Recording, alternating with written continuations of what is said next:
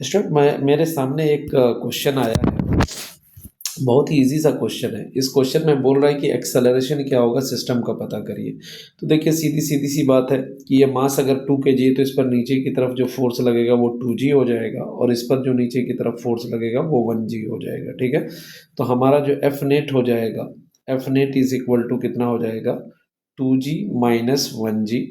और यहाँ पर एफ नेट की जगह हम टोटल मास इंटू एक्सेलरेशन लिख सकते हैं। तो हम कहेंगे कि टोटल मास ये m2 है, ये m1 है, यानी 2 kg और 1 kg, तो टोटल मास हो गया 3 kg into acceleration will be equal to g हो जाएगा। और हम यहाँ से acceleration is equal to g/3 कह सकते हैं। ठीक है ना, यानी ये जो है नीचे की तरफ जा रहा होगा किस एक्सेलरेशन से, g/3 से, और ये ऊपर की तरफ जा रहा होगा किस एक्सेलरेशन से, g/3 से।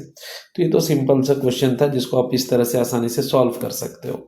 बट आपके लिए मेरा क्वेश्चन ये है, अगर आप लोग को ये समझ में आ गया होगा फंडा कि क्या करना है, नीचे की तरफ इस पर जो भी बड़ा फोर्स है उसमें से छोटे फोर्स को माइनस करके टोटल मास से डिवाइड कर देना, आपका आ जाएगा। ठीक है ना, जैसे एक और मैं क्वेश्चन समझा देता हूँ, देन मैं अपना क्वेश्चन दूंगा। जैसे कि सपोज अगर ये कोई एक पुली है, ये एक पुली है और इधर एक मास लटका हुआ है सपोज 5 kg का, और इधर एक मास लटका हुआ है सपोज कर लीजिए 7 kg का।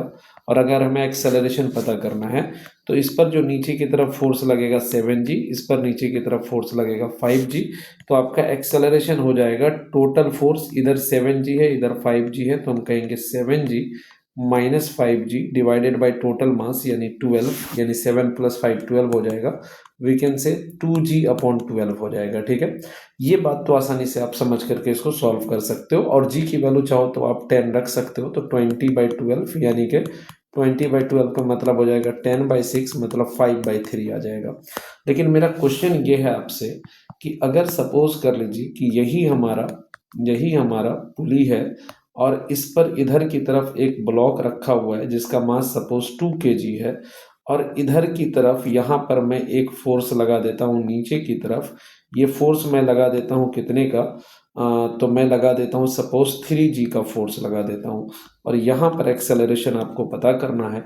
आप ट्राई करके कमेंट बॉक्स में मुझे आंसर बताओ, फिर मैं देखता हूँ कि आप लोग कितने लोग सही कर पाते हो, देन मैं इसका सॉल्यूशन बताऊंगा। Thank you.